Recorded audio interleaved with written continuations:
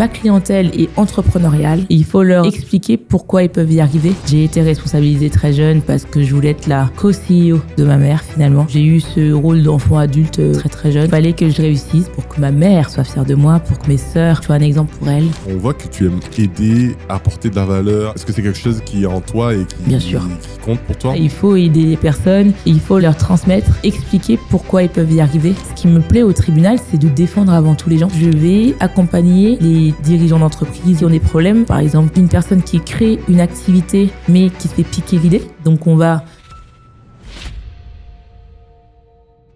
Moriarty, c'est quoi? C'est une plateforme qui vise à vous aider à constituer un profil de votre entreprise sur la base de votre SIRET et de vous mettre en correspondance avec toutes les aides qui sont sur lesquelles vous pourriez être éligible. Et Moriarty se propose aussi de vous accompagner du coup de cette identification des aides jusqu'à la constitution et au dépôt de vos dossiers chez les financeurs.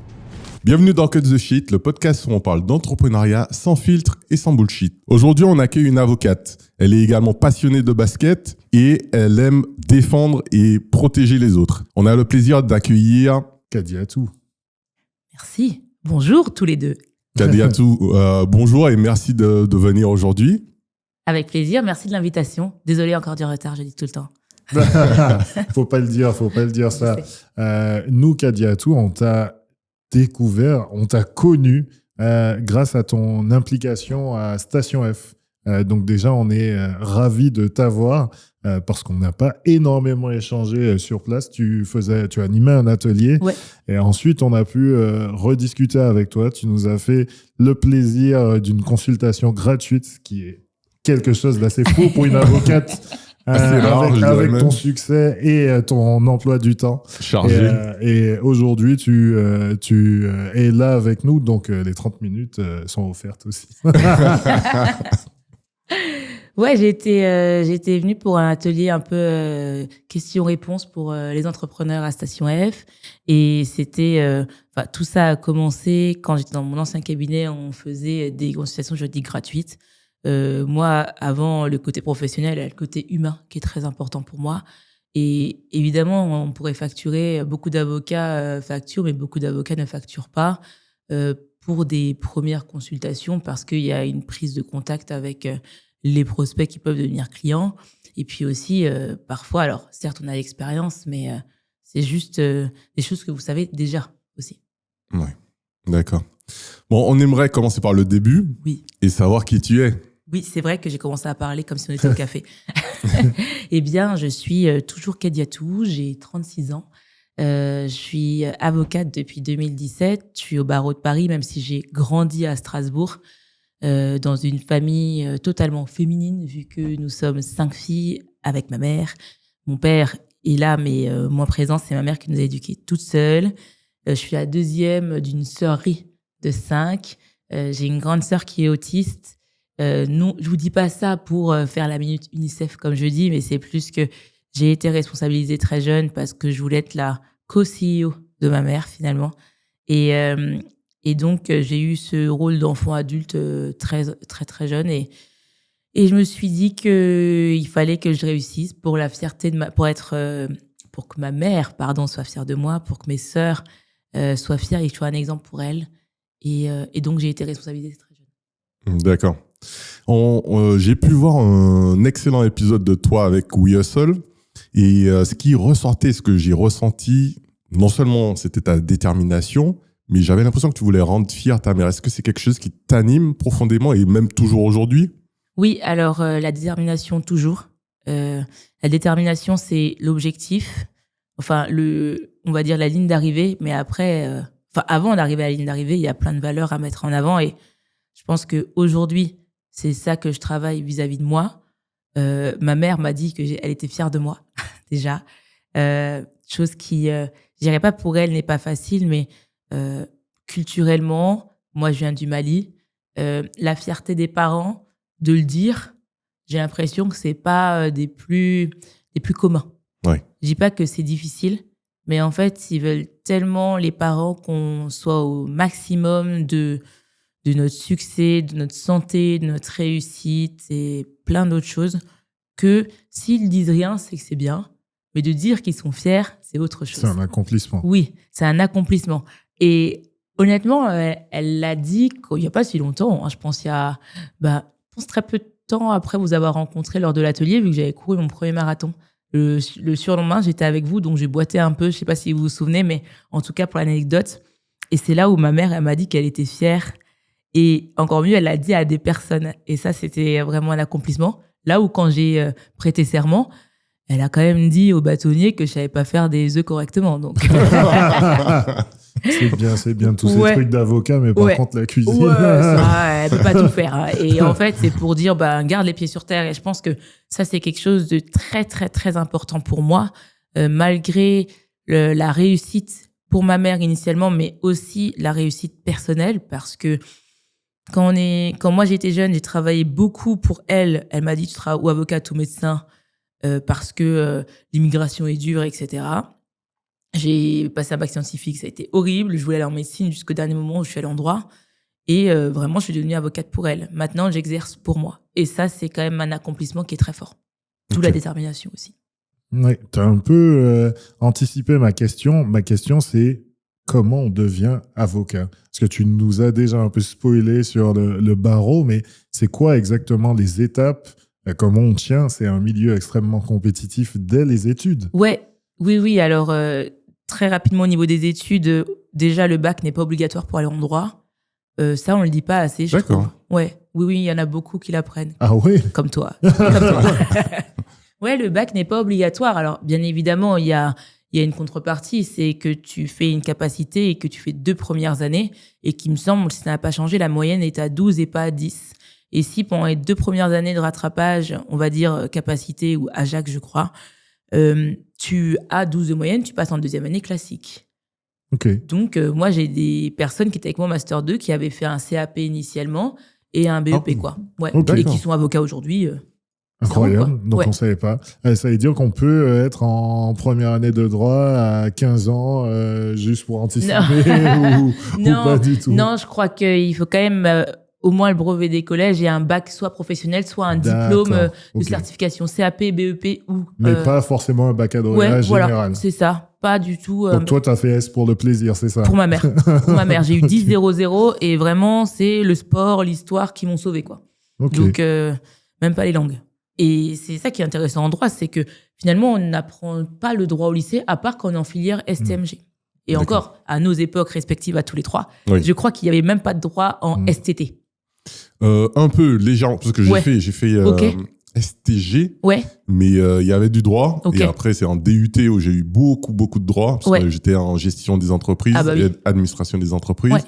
D'ailleurs, c'était assez intéressant, mais c'est vrai qu'en STG, il y a très peu de droits. Et je pense que c'est vraiment la seule filière, quoi. Bah oui, parce que même moi, j'ai fait bac S comme toi, ensuite une prépa éco, pas de droit jusque-là, école un peu, de l'initiation, et puis c'est lors du DSCG, pour le passage du DSCG, que là, j'ai vraiment eu une UE de droit qui a fait que j'ai dû bachoter un peu et comprendre, quoi. Non, mais c'est ça qui est important, je pense, de poser comme base, c'est que ça reste quand même une université qui est accessible malgré Parcoursup, etc. Mais ça reste accessible, c'est moins, je pense, difficile que d'entrer en prépa. Moins difficile de rentrer en DUT. Moi, j'ai été refusée dans tous les DUT en terminale, par exemple. Et donc, je suis allée en droit, comme 95% des étudiants, je pense, parce que c'est une fac poubelle. Enfin, qu'on le dise. Parce qu'ici, c'est cut the shit. Non, mais c'est très... Enfin, on le voit en termes de proportion. Bon, après, je suis devenue chargée de travaux dirigés, mais je reviendrai dessus plus tard. Quand on demande aux personnes pourquoi ils sont là en droit, parce que, je sais pas, c'est la seule chose que je pouvais faire, ou c'est assez rare que c'est parce que mon père est avocat.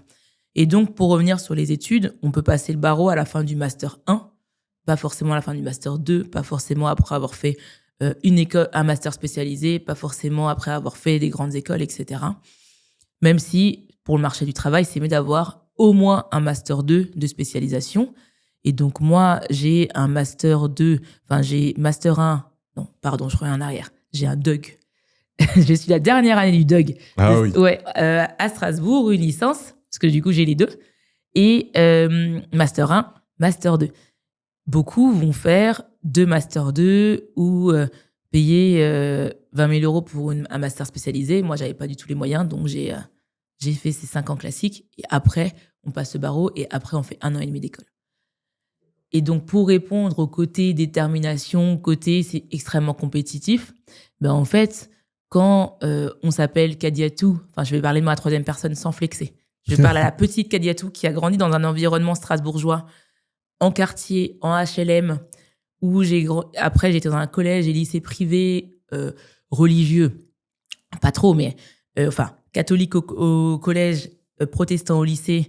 C'était des établissements assez élitistes et ma mère voulait que j'ai le meilleur encadrement possible. Ben, on sait qu'on a, dès l'âge de 10 ans ou 11 ans, une épée de Damoclès sur la tête qui fait que si t'as pas les meilleures notes, si tu travailles pas à fond, et ben, t'auras la déception de tes parents, ma mère surtout, mon père qui est un peu plus loin parce que mes parents ont divorcé, et puis il y a mes sœurs qui suivent. C'est un mauvais exemple. Et en fait, tout le bagage que j'ai acquis quand j'étais plus jeune, c'est ce qui m'a servi pour la fac, et aussi le bagage sportif. Le fait de mêler en termes d'organisation les entraînements, le fait que j'ai commencé à coacher assez jeune, à 16 ans, le fait que j'étais tout le temps sur les terrains à partir de 11 ans en tant que joueuse, puis après coaching, puis après l'arbitrage, etc. Ben en fait, la fac, c'est pas que c'est simple, mais dès qu'on a compris la méthode, ça roule. Justement, si on revient sur ta période, ton enfance et tout cela, et ton début, je dirais même avec ton amour pour le sport, pour le basket plus précisément, qu'est-ce qui a été, entre guillemets, ta motivation ? J'ai pu comprendre préalablement que ce n'était pas toujours facile pour toi d'être à Strasbourg, dans un environnement où peut-être il y avait moins de mixité. Ah oui. Est-ce que tu peux nous en dire plus et est-ce que le sport t'a aidé aussi par rapport à tout ça ? Ouais, bah clairement, sans spoil, le sport m'a énormément aidé. Quand j'ai été, je dirais, toute petite, je me sentais pas à ma place. Et ça, je l'ai conscientisé très tard. J'ai conscientisé il y a peut-être 2-3 ans quand j'ai commencé à faire des podcasts, en fait. D'accord. Mais j'étais pas spécialement à ma place. Il y avait pas de mixité. J'ai grandi dans les années 90.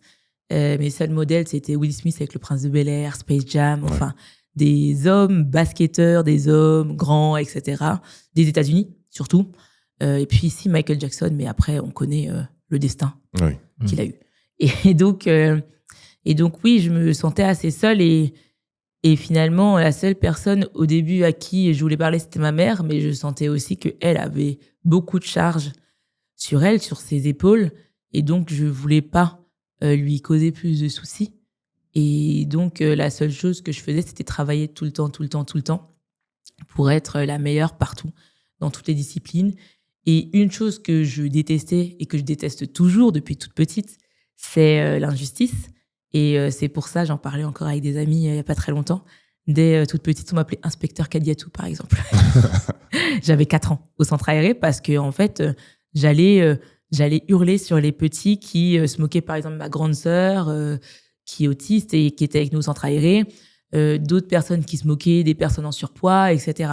Et vraiment, j'avais des actes aujourd'hui qui seraient peut-être pénalement répréhensibles, même si je n'avais que 4 ans à l'époque, mais vraiment, je portais les autres et je les mettais sur le porte-manteau. Enfin. Ah oui. Mais pourtant, j'étais pas spécialement épaisse, quoi. Mais en tout cas, ouais, je détestais ça. Et dès l'école primaire, j'étais déléguée de classe. J'ai fait ça du CP à la terminale, malgré mon redoublement de seconde, quoi. Parce que je voulais vraiment changer les choses. Et aussi, je pense, inconsciemment, montrer qu'on pouvait être une fille, qu'on pouvait être noire et parler. Oui. Et être intelligente, et être coquette, etc. Chose qui a été très difficile pour moi parce qu'on me renvoyait tout le temps à ma couleur noire, avec des choses que j'ai expliquées dans plein de podcasts, des anecdotes qui sont assez tristes, mais oui, j'en ai beaucoup souffert. Sauf que je me laissais même pas, je n'accueillais pas la souffrance, je dirais, si on est sur le terrain un peu psychologique. Je me disais, ils disent ceux qui veulent, moi j'ai pas le temps de pleurer, je vais juste encore plus me battre. Ouais. C'est eux qui m'ont donné la force. Et après, évidemment, le sport, pour finir, parce que je parle tout le temps. Le sport, ça a été le premier moment où j'ai été reconnue, je dirais, pour mes capacités athlétiques, physiques, même si en primaire, on me l'avait déjà dit, avant de faire du basket, j'ai fait du hand. D'accord. Dès l'école primaire. décidément dans l'Est, les sports de ballon, sports d'équipe, Oui. c'est assez important. Il y a un gros vivier. Et j'ai aussi fait du judo quand j'étais toute petite. Oui, comme nous. Ouais, voilà. Comme beaucoup d'enfants, je pense. Ouais, il fallait se défouler. À l'époque, David Douillet, en plus, il y avait vraiment... Oui, c'est vrai. Ouais, moi, c'était ça, hein, mon C'était goal. fou. Hein. Moi, je voulais être David Douillet, en fait. C'était fou. Ouais, c'était très fou. Et moi, pour cette anecdote, je l'avais rencontré quand j'avais 12 ans au Piège Jaune. J'avais fait une collecte dans tous mon collège et j'avais écrit à Bernadette Chirac et David Douillet, chère Bernadette, cher David, normal. C'est pas Madame la Première Dame. Et donc, en fait, ça pour dire que le sport, c'est vraiment le premier endroit où je me sentis bien, où je savais que j'étais vraiment forte. Là où à l'école, j'étais la première de la classe, mais parce que je travaillais. Donc, pour moi, c'était normal. J'avais pas une intelligence surhumaine, j'étais pas une surdouée, même si on me l'avait dit quand j'étais petite. Et donc, c'est pour ça que le sport, ça a été tout de suite une belle histoire d'amour. D'accord. Et comment tu allies sport et profession, sport et études? Moi, j'ai une anecdote, c'est que quand Johan est parti de la Martinique pour aller faire ses études, moi, j'ai dû continuer l'athlétisme.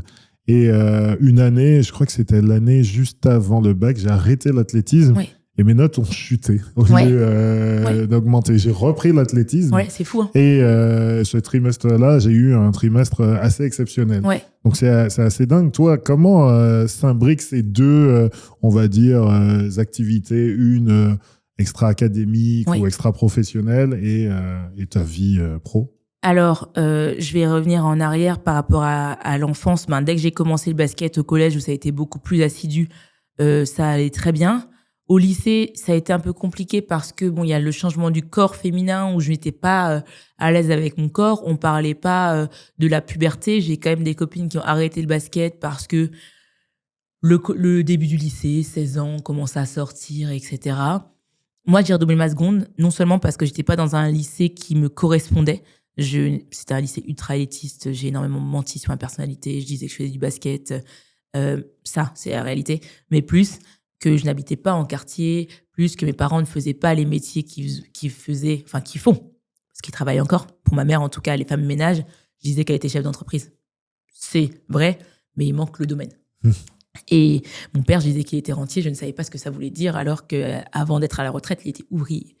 Et donc, j'ai redoublé ma seconde. Le basket, c'était vraiment mon havre de paix, c'était ma safe space. Si j'avais pas le basket, malgré le redoublement, je pense que je n'aurais pas fait une année de seconde, une deuxième année de seconde si intéressante pour pouvoir tenir pendant tout le lycée. Et puis, même si j'ai eu mon bac 10-0-0, j'ai eu mon bac à 10-0-0 d'ailleurs, je pense, parce que j'ai commencé à ralentir le basket de peur de pas avoir une mention au bac et je pense que ça a bien baissé mes notes. J'ai repris en première année de droit, ça allait, même si la première année de droit était pas facile parce que pareil, j'avais pas compris la méthode. Et j'ai arrêté pendant mes études, deuxième, troisième année, le basket parce que j'avais encore une fois trop peur de pas être la meilleure et ça a été la catastrophe. La catastrophe, je suis arrivée, pour la petite histoire, 1 heure après un examen parce que je me suis trompée d'horaire. C'est des choses qui peuvent arriver, mais moi, je me dis que si j'avais le sport m'a toujours aidée à être organisée parce que j'avais un emploi du temps ultra serré alors qu'à la fac, on a 15 heures de cours par semaine et après, on fait ce qu'on veut. Et moi, je faisais pour le coup que travailler. Et je me suis mise dans un cercle quand même assez vicieux où j'ai perdu beaucoup de poids, de peur de pas être l'une des meilleures pour avoir les meilleures facs en Master 2, vu qu'à l'époque, la sélection se faisait en Master 2. Et donc, ça a été assez difficile. Et quand j'ai repris en Master 1, mes deuxième semestre, effectivement, j'ai pris 2 points dans la moyenne. Ouais, c'est assez fou. Ouais, et pareil, pour finir, l'année où je suis arrivée à Paris, j'avais pas trouvé de club de basket. Parce que la sélection est un peu plus rude à Paris, hein, quand même. Il faut passer un premier entretien avec le coach. Enfin, ah oui. Ouais, on parle du basket en départ. Hein. Là, je jouais plus du tout à un niveau plus important. Et il fallait avoir un premier contact téléphonique avec le coach, puis après, qu'ils viennent me prendre en essai. Et j'étais, Paris, quoi. Ouais. Et oui, quand j'ai repris, pareil, ça roule. Et là, pour rien au monde, j'arrêterais. Pareil, l'année où j'ai eu mon burn-out, et je pense qu'on en reviendra un peu plus tard, mais j'avais arrêté le basket parce que mon associé m'avait dit c'est pas la peine de faire du basket, t'es trop bien foutu pour faire du basket, alors qu'en fait c'est pas pour ça que je fais du sport non plus. Et voilà, Donc, c'est encore le basket qui m'a sauvée. Et le basket, là, je peux pas arrêter. Et les autres sports que j'ai commencé, parce qu'il y a le basket, mais le basket, ça a des impacts aussi sur le corps, sur les genoux, par exemple, sur les articulations. Donc, il faut faire du renfort, il faut faire du yoga, il faut faire de la course. Et donc, j'ai rajouté tout ça à mon emploi du temps qui est pas du tout chargé. Je vois. Et pour revenir brièvement justement par rapport à ce que tu dis, mais tu as gardé cet état d'esprit, est-ce que ça t'a servi? Puisqu'on sait que pour devenir avocat, mais après pour travailler en tant qu'avocat, c'est assez challengeant, assez compétitif. Est-ce que ça t'a aidé? Et est-ce que tu peux nous en parler de cette compétition pour devenir avocat et même après? Ouais, bien sûr. En fait, moi, la compétition, je l'ai connue grâce au sport. Oui. Donc, je suis formatée pour la compétition, même si parfois je dis non, moi, je suis pas là pour la compète, mais en vrai, c'est sûr. C'est surtout le mental à garder quand ça ne va pas. En fait, quand tout va bien, il n'y a pas de compétition pour moi. Et dès qu'il y a un obstacle, c'est là où le jeu commence. Et je le dis tout le temps, encore aux personnes avec lesquelles je travaille, encore avec mes clients aujourd'hui. Et donc, pour mes études, j'avais des bonnes notes en moyenne. De manière générale, j'avais des bonnes notes, même si j'ai eu un démarrage assez difficile. Mais finalement, c'est aussi le démarrage difficile que j'ai eu dans le monde du basket, parce qu'il faut se faire apprécier de l'équipe, il faut avoir une place dans l'équipe, pas qu'une place sur le terrain, mais aussi une place en dehors du terrain. Et donc, c'est aussi une remise en question, ne pas perdre confiance et se baser sur ses acquis. Moi, quand j'étais plus jeune, j'avais pas forcément confiance. Maintenant, j'ai pas une confiance ultime en moi, mais une chose que je sais, c'est que je n'ai jamais peur et que j'y vais quoi qu'il arrive. Et vu que j'ai grandi avec l'idée que je ne plaisais pas aux personnes, eh bien, je pouvais faire un peu tout ce que je voulais, j'allais toujours avoir des critiques. Et donc, pour les études, c'est un peu ça l'idée que je me suis mise, c'est je fais du mieux que je peux, je sais que ça ne va pas plaire. Ce qui peut être intéressant en termes de compétition, mais assez négatif, donc forcément, c'est pas non plus ce que je conseillerais aujourd'hui. C'est plus, je peux y arriver, peu importe ce que les autres pensent. Oui. Et pour passer le barreau, ça a été ça. Je suis arrivée à Paris, comme je disais, avec des difficultés. Je suis arrivée avec un emprunt de 25 000 €. J'ai mis quasiment 1 an à trouver un appartement parce qu'à l'époque, il fallait que les parents gagnent 2,7 fois le montant du loyer. Bon, mes 2 parents cumulés ne gagnaient pas ça. Heureusement que j'ai eu des proches qui ont fini par m'aider, mais la vie parisienne est assez compliquée, même si je suis quelqu'un de dynamique. Ouais. Peut-être même un peu trop. Et donc, pour repasser le barreau, ouais, ça a été du mental, ça a été l'esprit compétitif que j'ai acquis quand j'ai été plus jeune. C'est de travailler, redoubler d'efforts, de comprendre encore une fois les erreurs qu'on a pu faire.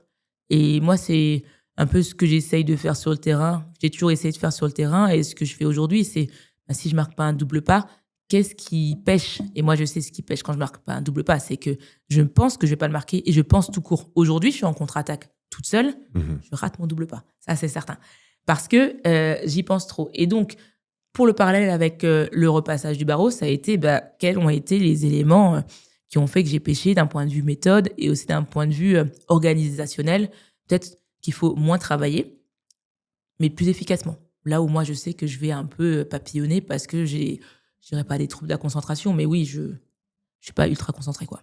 D'accord. Et après, dans le métier d'avocat, parce que c'est aussi important, je pense, de le préciser, pour moi, c'est un jeu. C'est un jeu de stratégie, mais c'est aussi finalement les systèmes qu'on peut avoir dans le monde du basket. Il faut les travailler, il faut surprendre son adversaire. Bien évidemment, je sais qu'on ne m'attend pas à cet endroit en tant qu'avocate, mais c'est aussi là où on ne m'attendait pas au niveau du basket. Comme moi, je suis assez menue, mais vu que je suis lourde, il y a des adversaires qui vont essayer de me rentrer dedans, sauf que je ne bouge pas. Parce que j'ai mangé beaucoup de féculents et de poulet. Donc, qu'on se le dise, des tièpes, le mafé, ça a été utile.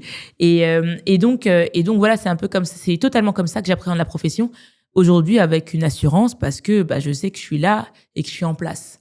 Et c'est grâce à cet esprit compétitif que j'ai et que j'aurai toujours. Ouais, l'assurance, la confiance en soi vient aussi du fait qu'on a beaucoup travaillé derrière. Ouais. Le geste est répété, que ce soit dans le sport ou dans le travail. Si j'ai les chiffres qui me permettent de me baquer, si j'ai bien travaillé mon dossier, évidemment que je vais arriver beaucoup plus assuré que si je découvre quelque chose. Et il y a ce mème qui tourne sur le basket où il y a un entraîneur, j'oublie son nom, qui dit as-tu déjà pratiqué ce tir? Et le joueur répond non. Et il lui dit pourquoi tu le fais en match? Ouais. Et c'est un peu ça. Bah oui, bien sûr. Si tu n'as jamais fait ça, pourquoi tu te mets dans une situation professionnelle ou de sport où tu penses que tu vas inventer quelque chose au moment? Non. Ouais, complètement. On n'invente rien. Donc, c'est bien de le rappeler. Oui. Il y a également il y a une vidéo qui tourne, je ne sais pas si c'est Michael Jordan qui la prononce ou ce sont des gens qui racontent cette anecdote, mais en disant que Michael Jordan, il a raté bien plus de tirs pour réussir tous ses shots. Ses shoots, pardon, ses shots, c'est autre chose. Pas tout de suite. On est le matin, pour ceux qui ne le savent pas. Ouais. La salle est sombre, mais on est le matin. Pas de shot le matin. Tous ces shoots. Et derrière, justement, sa réussite, on ne voit pas les heures de travail, notamment les échecs également. Donc, oui. Non, c'est clair. Et aussi aujourd'hui, avec l'ère LeBron James, où on se dit quand est-ce qu'il va sortir des parquets, etc. Alors qu'il fait, certes, des bêtes de match, on voit les highlights et tout, mais c'est des tonnes de travail et il a des déchets aussi. Et ça, je trouve que c'est assez important de le rappeler et sans faire de transition entre Michael Jordan, LeBron James et moi-même. Ce qui m'a mis un peu en avant sur les réseaux sociaux aujourd'hui, c'est en fait le fait que je parle des échecs que j'ai eus sans langue de bois. Et je pensais pas que ça allait avoir autant d'impact. D'accord. Ouais, complètement. Mais je pense que ça parle à tout le monde, puisque on passe tous par des situations d'échec.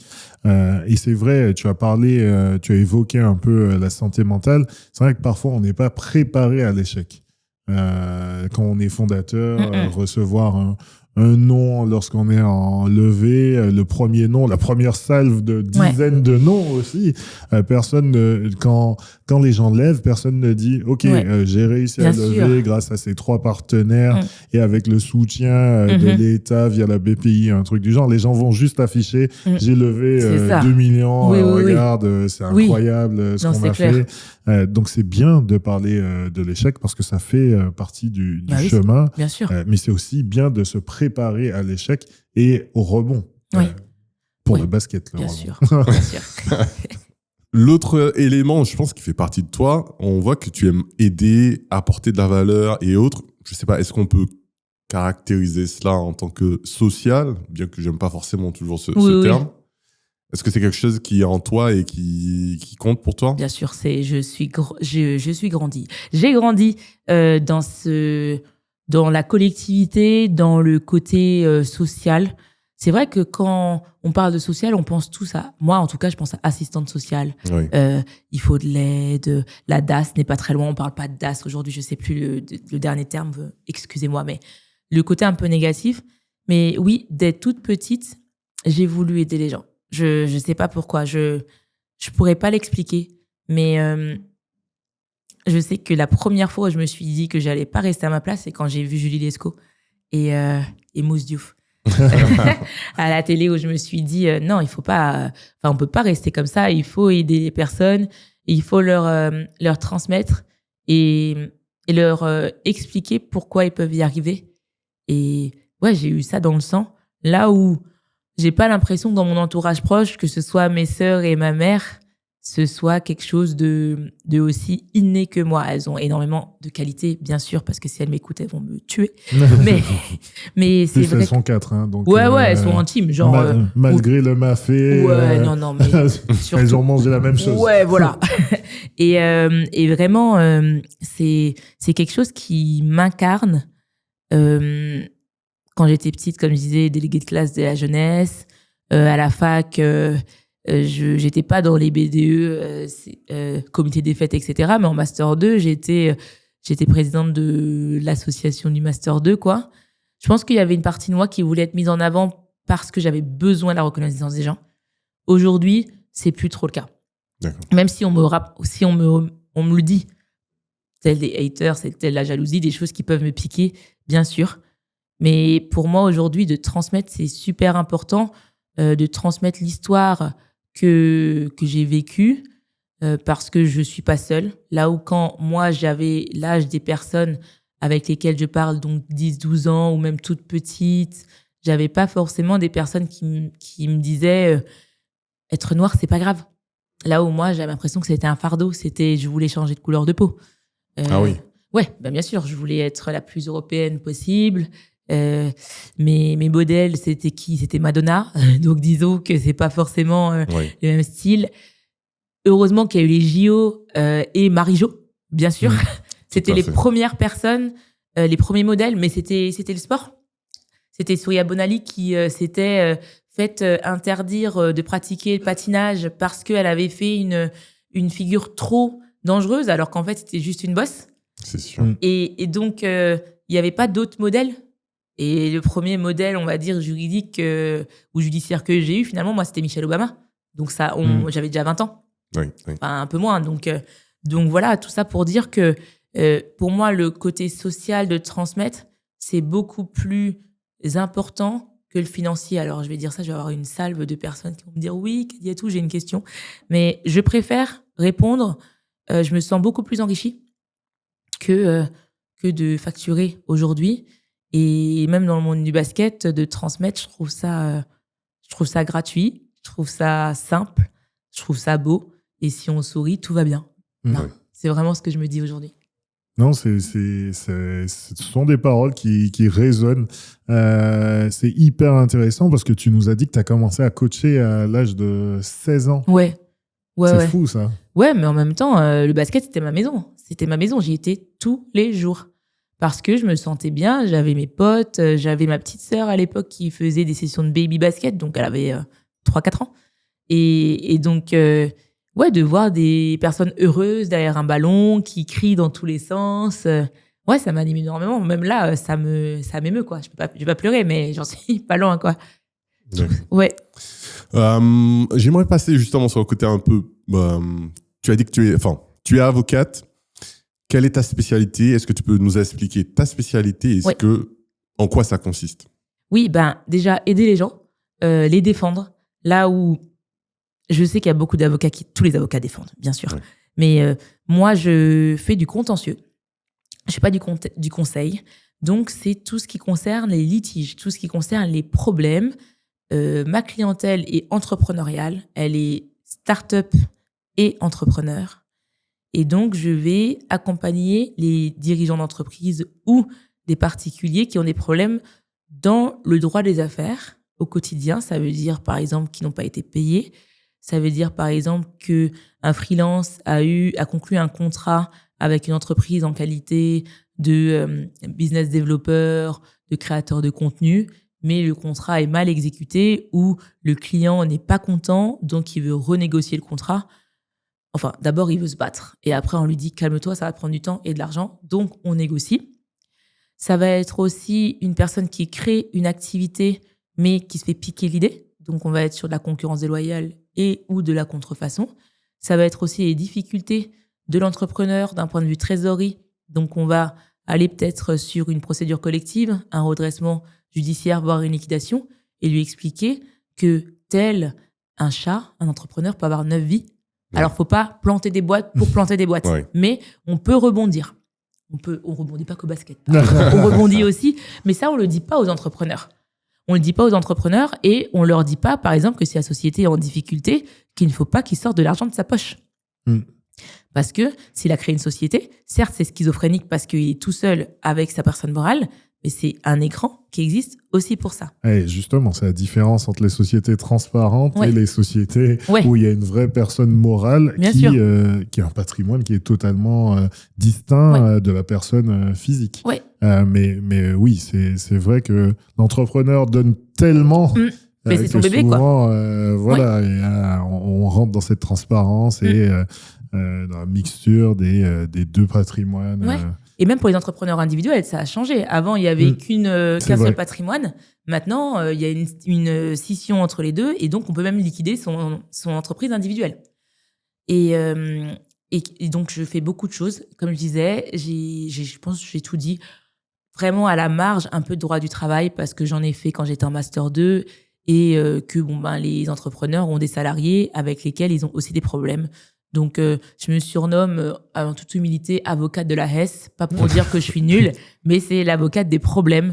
Et donc, je plaide beaucoup. D'accord. Ok. C'est une volonté, hein, parce que Ouais. moi, je connais, j'ai des avocats et des avocates dans mon entourage et eux, ils plaident pas Ouais. du tout. Ouais. Ils essayent d'éviter Ouais. aussi. Et puis, bon, si on regarde aussi la série Suits, Ouais. Oui, oui, si oui. tu plaides, Ouais. si tu arrives au tribunal, c'est déjà la mort. Ouais. Qu'est-ce qui te plaît dans le fait de plaider, justement? Alors, la plaidoirie en tant que telle, moi, c'est pas ce qui me plaît le plus. C'est l'art oratoire, je trouve ça intéressant. C'est bien de bien parler selon la personne que nous sommes ou que je suis. C'est pas la peine de faire les effets de manche si c'est quelque chose qui ne te ressemble pas. Oui. Donc moi, je plaide comme je vous parle. Il y a pas de votre honneur, etc. Mais ce qui me plaît au tribunal, c'est de défendre avant tout les gens. C'est en fait ce que je faisais à l'école maternelle quand je mettais les personnes sur les porte-manteaux. C'est la déléguée de classe qui va être en conseil de classe en disant non, il mérite pas de redoubler parce qu'en fait, il a fait plein d'efforts. Et si il redouble, laissez-lui une chance. Enfin, il faut que le redoublement soit salutaire et qu'on lui explique pourquoi il redouble. Et donc, moi, avec mes clients, c'est pareil. Je leur explique les possibilités de succès, le dossier est solide, les possibilités aussi, alors pas d'échec, mais de non-succès, parce D'accord. que l'échec, parfois, ça peut faire mal de parler comme ça, mais aussi comment rassembler le contentieux du quotidien, la vie professionnelle, parce que la boîte continue à tourner, et si ça ne va pas, ça ira quand même. D'accord. Évidemment, ça a un prix, mais je mets tout sur un plateau. Après, on discute de comment on peut faire au mieux. Et le prix, c'est est-ce que on lâche plutôt le dossier via une négociation, on paye peut-être un peu moins, on reçoit un peu moins, ou on va jusqu'au bout de la procédure, ça va prendre du temps, ça va prendre de l'argent, et la décision, on ne la connaît pas.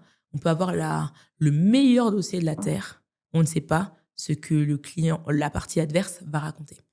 Donc, c'est aussi et surtout pour ces volets-là, l'accompagnement du client en situation de difficulté qui fait que je fais du contentieux, même si c'est pas facile tout le temps. Et tu as dit que tu fais du contentieux, mais tu vas jusqu'à la procédure RJ-LJ. Ouais, C'est pas courant, ça. Il y a des spécialisations. ouais, je sais. Ok. Mais moi, alors, j'en ai fait. J'ai suivi ça à la fac. J'en ai fait dans mes expériences antérieures quand j'étais en collaboration. Mais je sais qu'il y a des avocats qui sont ultra spécialisés, qui ne font que ça. Moi, bien évidemment, on ne va pas voir, je ne vais pas me spécialiser ou je ne vais pas dire que je suis spécialisée en procédure collective. Mais finalement, pour les entrepreneurs, ils pourraient même le faire tout seuls. Ah oui. La réalité, bien sûr. Bien sûr, mais comme plein de choses qu'ils pourraient faire tout seuls. Et c'est aussi pour ça que moi, j'essaie de vulgariser au maximum le droit, parce que l'avocat, il n'est pas indispensable. Il est là pour accompagner le client. Mais parfois, franchement, on n'a aucune plus-value. Mais ça rassure. Ouais, ça rassure. Mais moi, je le dis à au premier rendez-vous téléphonique que j'ai, là, vous pouvez le faire tout seul. Naturellement, je ne disparais pas. Si vous voulez qu'on travaille ensemble, avec grand plaisir. Mais pour une procédure collective, l'entrepreneur connaît mieux sa boîte que l'avocat. Il ne sait pas comment faire. Mais l'avocat, il va aussi regarder sur Google, en fait. Ou il va aussi regarder sur ChatGPT. Ouais. Voilà, tu me tends une perche. Oui. Tu me tends une énorme perche. Oui. Parce que il y a 3-4 ans, le mot à la mode, même un peu plus, c'était blockchain. Ouais. Blockchain. Ouais. Et on a cru à un moment que ça allait être un élément complémentaire qui allait sacraliser les métiers du contrôle, que ce soit du chiffre ou du droit. Et maintenant, on parle d'IA à toutes les sauces, oui, bien que sûr. ce soit les chatbots, les LLM, sous toutes leurs formes. Est-ce que pour toi, ça, c'est une menace ou pas du tout? Non. De la même manière que la blockchain a fait un peu... Et fait ballon dégonflé, l'IA, c'est une menace ou c'est une opportunité pour toi? Alors, moi, selon la manière dont j'exerce la profession, parce que je suis quand même très, très humaine. Oui. Donc, moi, ce n'est pas du tout une menace. Déjà parce que ChatGPT hallucine. ChatGPT met des mauvaises décisions de justice, invente des articles. J'ai vu un article la dernière fois, c'était un article de droit, pas de loi, pas un article de newsletter ou quoi. Ça n'existait absolument pas, c'est ni fait ni à faire. Donc, ça comporte des erreurs. Et puis, pour le conseil, évidemment, il peut y avoir un sujet parce que quand on n'a pas d'argent, on bootstrap. Ça, je comprends. Ça ne m'étonne pas du tout. En contentieux, ChatGPT ne rassure pas la charge mentale. Alors, on peut lui parler quand ça ne va pas. Oui. On peut lui parler. Moi, j'ai déjà parlé à ChatGPT quand ça n'allait pas. Comment écrire gentiment l'administration fiscale qu'il se trompe. Parce que si moi, j'écris avec ma plume, pas d'avocat, mais ma plume cadiatesque, ça va être un peu différent.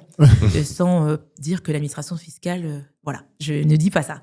Mais donc, j'utilise aussi ChatGPT. Mais pour rassurer le client, pour lui expliquer la procédure, pour l'accompagner jusqu'au contentieux, pour lui dire que c'est normal de ne pas bien dormir la veille d'une plaidoirie ou de dire, malheureusement, même si tu as un bon dossier, les chances de succès ne sont pas maximales.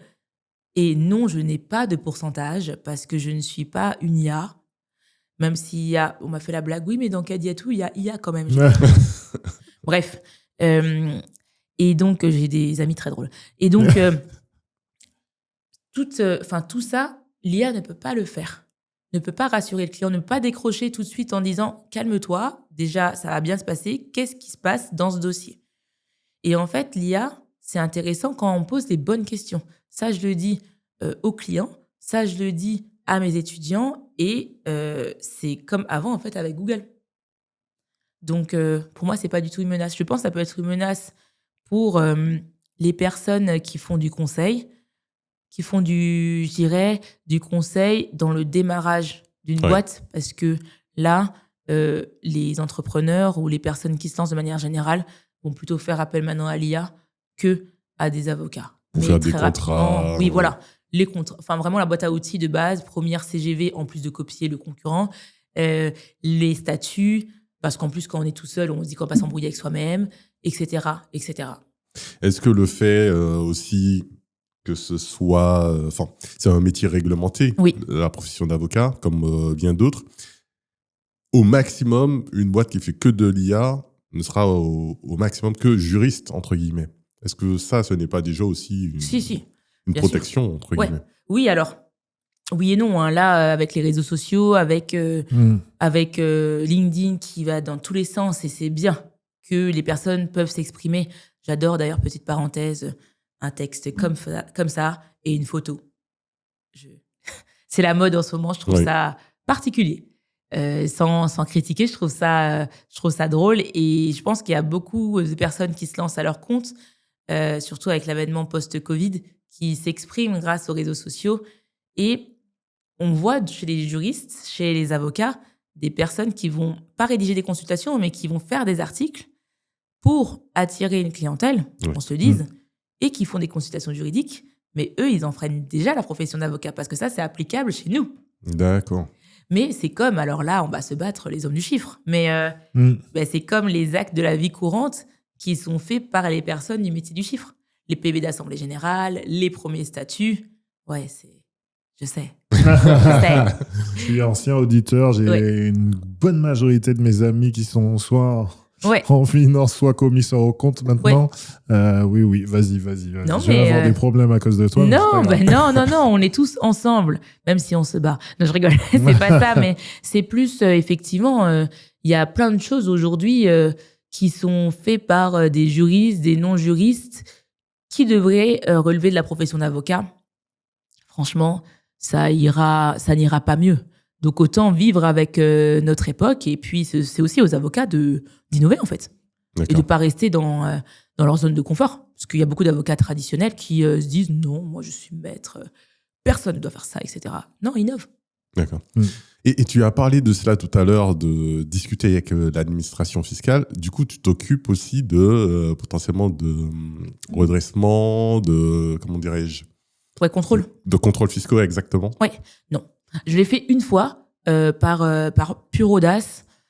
C'était dur parce que je connais pas du tout le côté procédural fiscal. J'ai un vernis en droit fiscal parce que c'était une grosse partie de mon M2. Mais c'est surtout moi qui ai des soucis avec l'administration fiscale en tant qu'entrepreneur. Et c'est ça qui est intéressant avec mes clients, c'est que j'ai les mêmes problèmes qu'eux. Avec l'URSSAF, mes meilleurs amis, avec l'administration fiscale. Et donc, moi aussi, je leur ai écrit. Et donc, quand je leur ai écrit, c'est pas...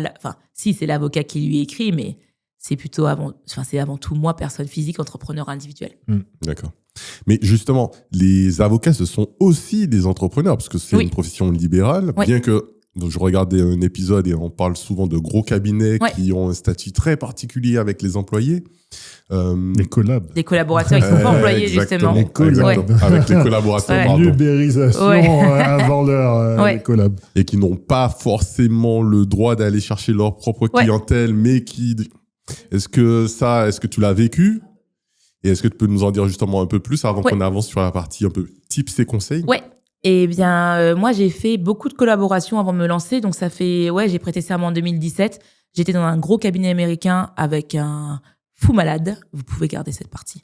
Après, je suis partie en burn-out, où ça a été très compliqué. Là, aucun temps pour faire du développement de clientèle personnelle. De toute façon, on travaillait énormément de 9h du matin à 2h assez souvent du matin, le lendemain. Ah oui. Ouais, pour faire des choses pour moi qui... Je me suis dit, j'ai fait 7 ans et demi d'études pour rendre fiers mes parents, pour être un exemple pour mes sœurs, pour faire des PowerPoints, c'est pas trop... Ou des traductions, c'est pas l'idée. Où on me disait, oui, mais en fait, Lingui, c'est pas assez bien, il faut que tu traduises avec ta tête, mais finalement, t'es nul en anglais. Bref. Et après, j'étais dans d'autres cabinets beaucoup plus petits, où là, je pouvais avoir un peu de clientèle personnelle, mais pas trop, parce que le premier client, c'est le cabinet.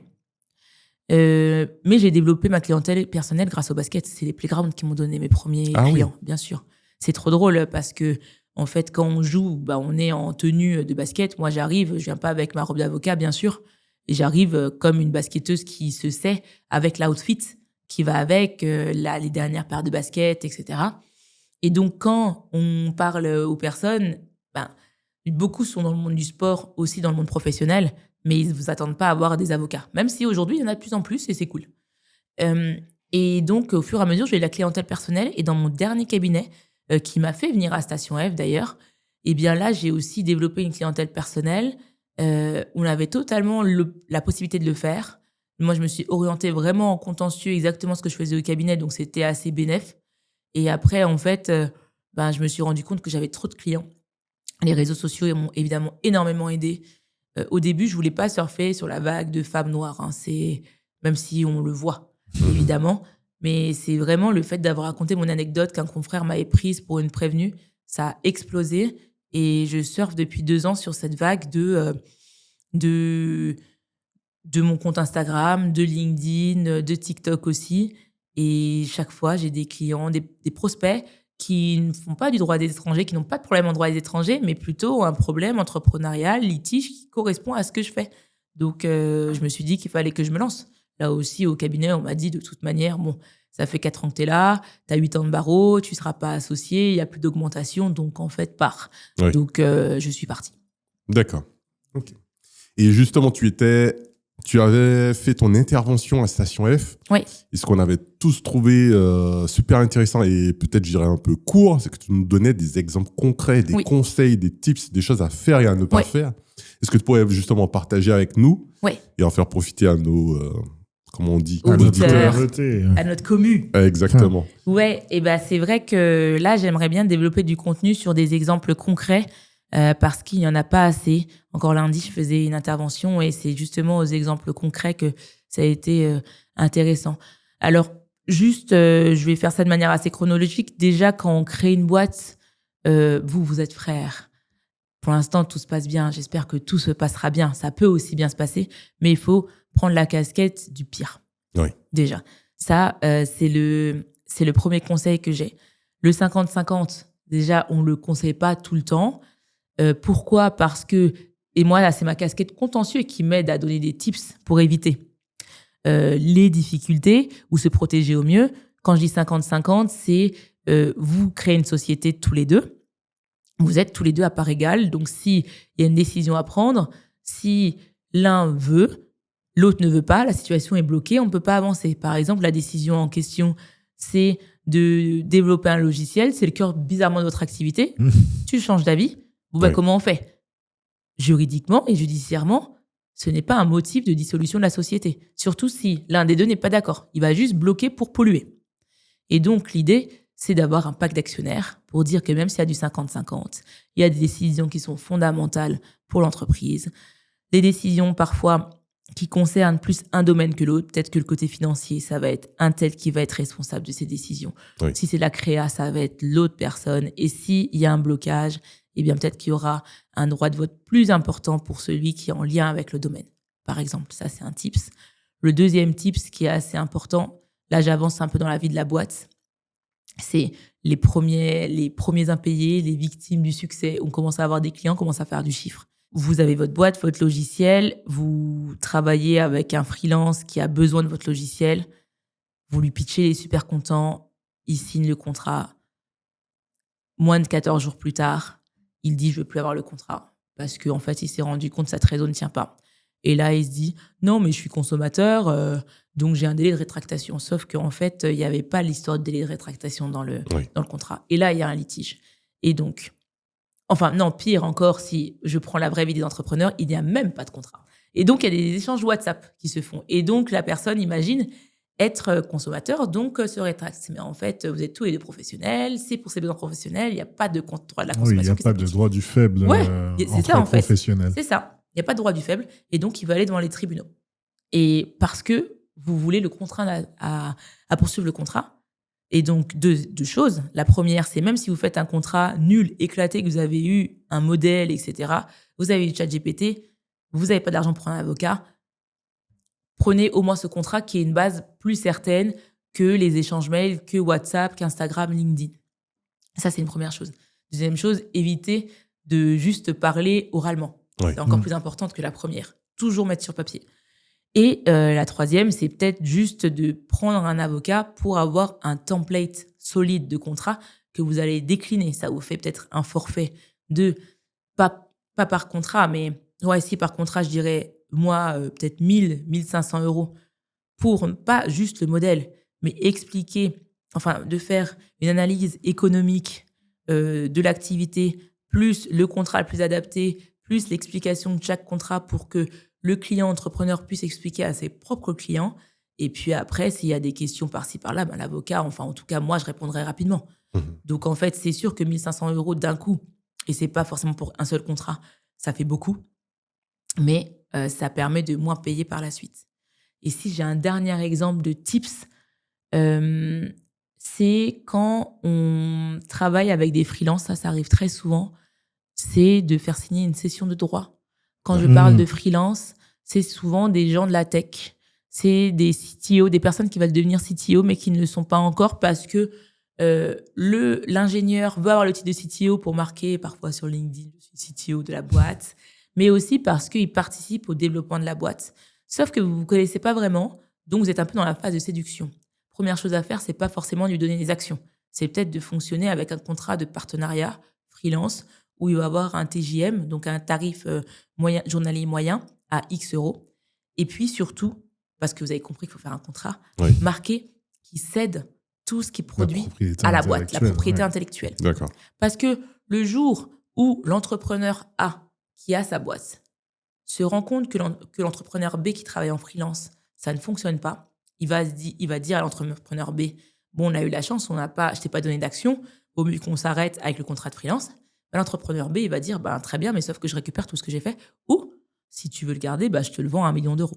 Parce que c'est ma propriété. Et que sans moi, tu sais que ça ne fonctionne pas. Donc, toujours penser à la cession de droit. Parce que ça, on n'y pense pas assez. C'est juste les salariés et les apprentis, donc les apprentis, les alternants qui sont d'office salariés et les stagiaires qui ont certaines dispositions du Code du travail qui s'appliquent, qui ont une cession de droit automatique. Mais sinon, tous les autres, non. Donc ça, vraiment, bellec. Voilà, disent les jeunes. Et nous avons plusieurs exemples, enfin, on nous raconte assez souvent. Régulièrement. Des gens qui gardent le code. Bien et qui refusent, qui font un peu du chantage et tout. Et puis après, ça dure pendant des plombs, quoi. Des plombs, si on va... Alors déjà, il y a l'assimilation, qu'on est vraiment sur un problème, où on essaie de parler à la personne, mais l'autre personne, elle boude, donc elle l'a bloqué de partout. Il faut mandater un avocat. Déjà, il faut avoir le courage de parler à un avocat parce que l'entrepreneur se sent nul de ne pas avoir pensé à se protéger. et donc il va devoir se dévoiler à l'avocat. Moi, je sais que je suis très, voire trop empathique, donc je vais pas avoir de difficulté à mettre à l'aise le client. D'autres avocats, je sais qu'ils sont ultra fermés. Ils vont juste dire, bon, bah, très bien, on va faire une négociation, ce sera 400 € de l'heure. Si vous voulez venir avec moi, tant mieux. Sinon, il y a 34 000 avocats à Paris, débrouillez-vous, grosso modo. Et ça, c'est plus une question de personnalité qu'une question de professionnalisme.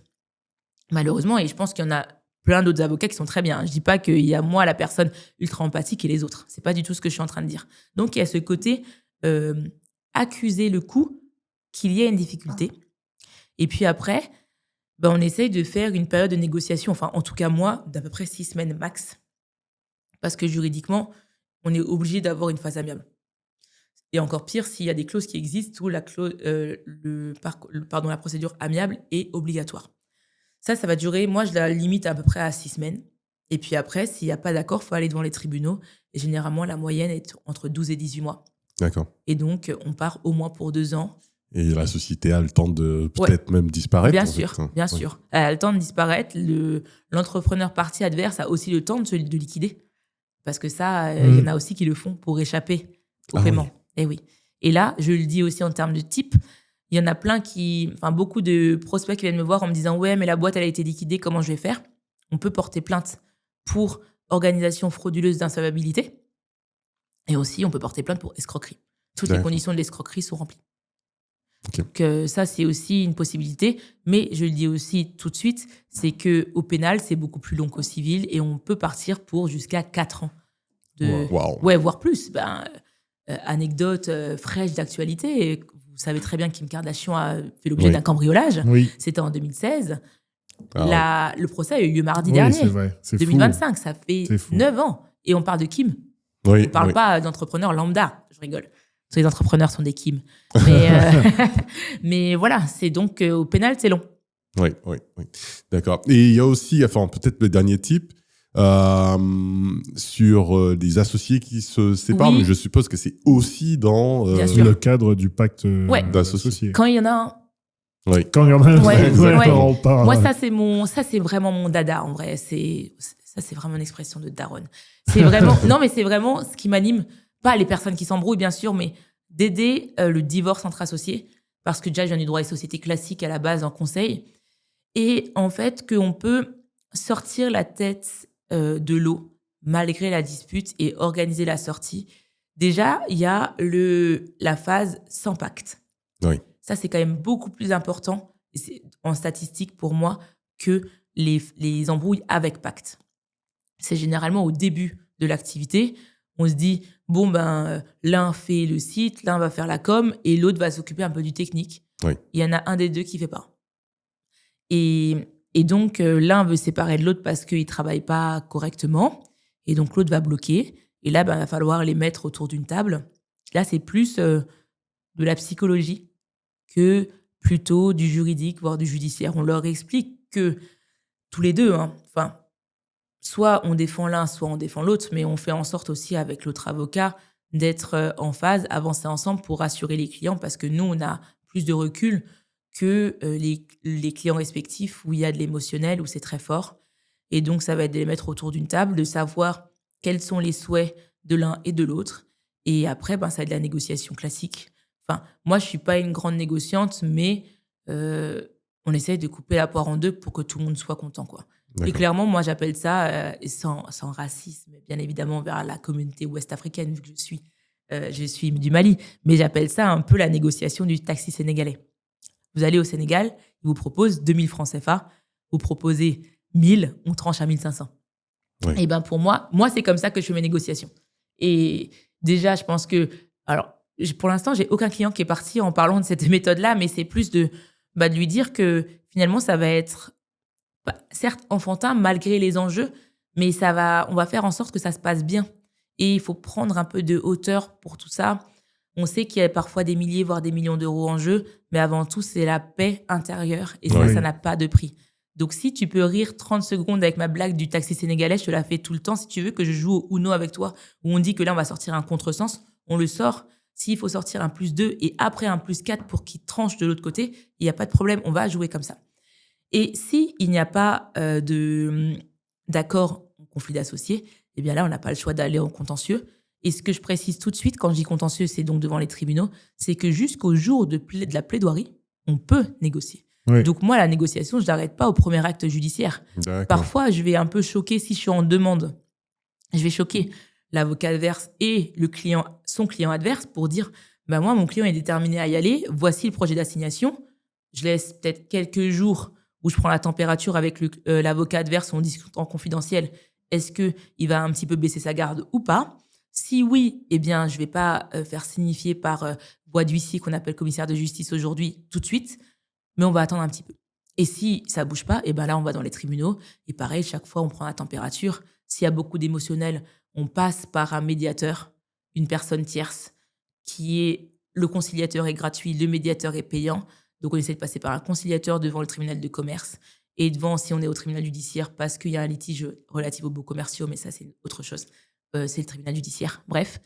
Et donc, on est en perpétuelle négociation. Même si c'est mort, moi, je reviens un peu plus tard. Telle une forceuse, en fait. Telle pas l'ex-toxique, mais c'est juste... Faisons un petit point d'étape. Là, tu as dépensé 20 000 € d'honoraires. Oui. Est-ce que tu veux encore lâcher 10 000 et il y a des chances que tu perdes et que tu rembourses mes frais d'avocat? Parce qu'on demande les frais de l'avocat adverse. Oui. Oui. Donc, et puis, si tu as encore la rage, est-ce que tu es prêt d'aller encore en appel? Ça va durer 4 ans. Bah oui. C'est ça le jeu aussi. Donc, et même moi, parce que, bon, clairement, les entrepreneurs, on a l'appétence du risque, donc on a envie de jouer jusqu'au bout. Il y a le fort intérieur qui a été touché. Généralement, en plus, c'est un ami. Donc, moi, mes clients, généralement, ils se connaissent depuis parfois 20, 30 ans. Ils ont grandi ensemble, donc ils ont une trahison. Mais parfois, est-ce que juste de mettre ta fierté de côté, c'est pas juste te laisser tranquille? Oui. Donc, c'est pour ça que le conflit d'associés, je peux en parler pendant des heures et des heures, mais c'est de la négociation perpétuelle, même si parfois il faut attaquer, défendre. Enfin, c'est plein de systèmes finalement de basket. Oui, Ouais. totalement. Ouais. Ok. Moi, j'ai peut-être des questions qui sont un peu, je ne sais pas si c'est drôle ou pas, mais on t'a pas demandé avant de commencer, est-ce qu'il faut t'appeler maître ou pas du tout? Pas du tout. Ou maîtresse. Kadiatou. Wesh, celle-là. Ouais, non, si, bien sûr. On m'a déjà dit, des hommes, souvent, on peut t'appeler maîtresse. J'ai dit, ça dépend quel jour, quoi. Voilà. Comme ça. Voilà, il faut s'organiser, même quand on est maîtresse. Non, mais non, Kadiatou, je tutoie mes clients. Ouais, on est en confiance. D'accord. Peut-être on revient sur le terrain de basket. Une question qu'on avait posée à Gabdou, Jordan ou LeBron. Brown. Les Browns. Ah. Ouais, si. Là, du coup, je vais jamais être diffusée. Et dans les espoirs, justement, est-ce que tu peux nous en parler, justement, de NBA? Est-ce que tu regardes toujours? C'est dur de regarder la NBA. Déjà, je regarde beaucoup plus maintenant la WNBA. D'accord. Ouais. Je trouve ça fou. Moi, je suis toujours très fan de Sue Bird, Diana Taurasi, qui ont arrêté il n'y a pas très longtemps, mais qui ont 42, 43 ans, qui gagnaient combien de fois moins que leurs compères LeBron, Butler, ou Jason Tatum, etc. Des grosses figures. Et si j'ai une équipe, là, ce qui est fou, c'est que je regarde beaucoup les Françaises qui vont en WNBA. On a Dominique Malonga. Marine Johannes. Il y a Gabi Williams. Il y a Dominique Malonga. J'insiste parce qu'elle a 18 ans. Elle va tout kill. J'ai pas envie de dire que ça va être le Wemby meuf parce que ça va être un agam. Elle est impressionnante. Mais du coup, c'est Wemby qui doit prendre de la graine. Ah oui, oui, bien sûr. Elle dunk aussi, par exemple, et elle n'a que 18 ans. Et elle suit encore ses études. Et elle est géniale, quoi. Et le principe qui permet aux universitaires d'enfin gagner de l'argent aux États-Unis, qu'est-ce que tu en penses? Est-ce que tu penses que c'est une bonne chose? Est-ce que c'est une mauvaise chose ou... C'est la première année. Ouais, je pense que... Les montants, ils sont fous en plus. Ouais. Je pense qu'il faut, tant pour les universités d'ailleurs françaises que américaines, éduquer nos enfants sur l'indépendance financière. Parce que sinon, ça va être la catastrophe. Ouais.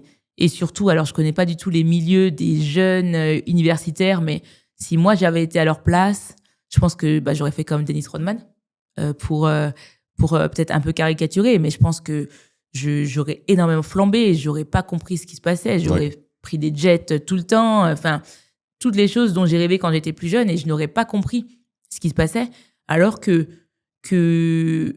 l'indépendance financière, c'est des choses qui peuvent être accessibles dès tout petit. Il y a beaucoup de livres, et cette fois-ci, je retourne sur nos communautés africaines, mais qui existent sur ce point-là, qui ont été faits par des financières, pour le coup, où on explique quels sont les différents comptes bancaires, comment on peut gérer une caisse, caisse de crédit, caisse d'enregistrement, etc. Ce ne sont pas les mêmes caisses. Et ben ça, je pense que si on l'apprend quand on est en primaire, puis au collège, puis au lycée, peut-être juste des journées de sensibilisation, ça permet d'appréhender les 6 chiffres qu'on va avoir dans notre compte courant. Oui. Ouais, c'est stylé. Et je me rappelle pas de son nom. Peut-être que tu as dit, il y a une joueuse on avait fait un concours entre une femme Caitlin Clark. Caitlin Clark. Ouais. Elle est impressionnante. C'est au shoot aux 3 points. Oui. Bon, elle fait beaucoup de polémiques, Caitlin Clark. Oui. Non, c'est des personnes qui sont très importantes pour faire bouger le basket féminin et le basket de manière générale, je pense. Mais après, je vais pas rentrer en polémique parce que.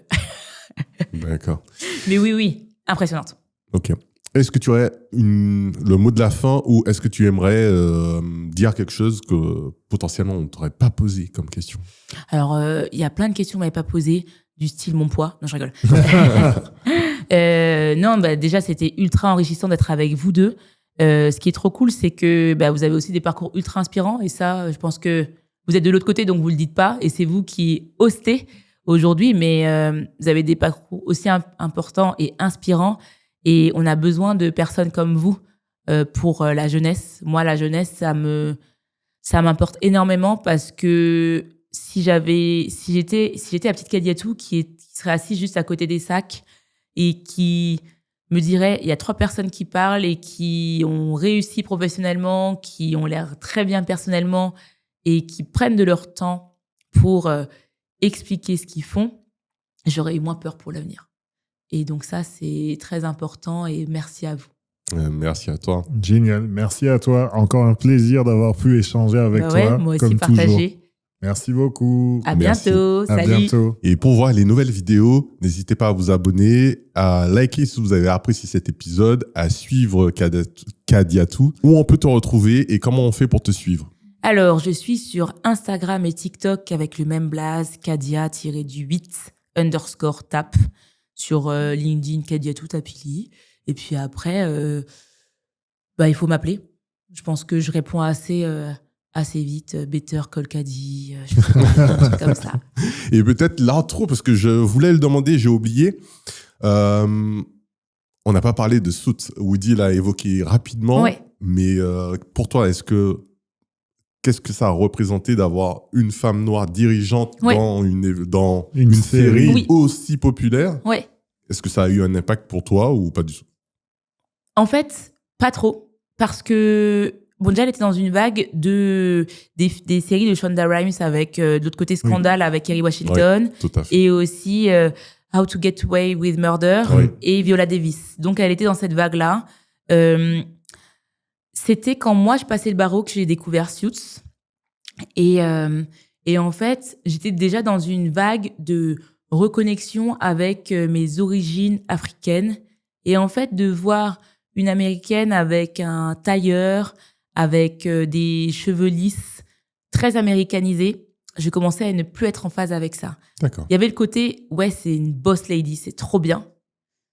Mais je me demandais aussi, est-ce qu'elle n'a pas souffert pour en arriver là, même si, bien sûr, c'est une série, mais elle a dû en faire beaucoup plus que Louis Litz, qui est toujours le collaborateur pas content et qui souffre. Mais elle aussi, elle a dû énormément souffrir. Oui.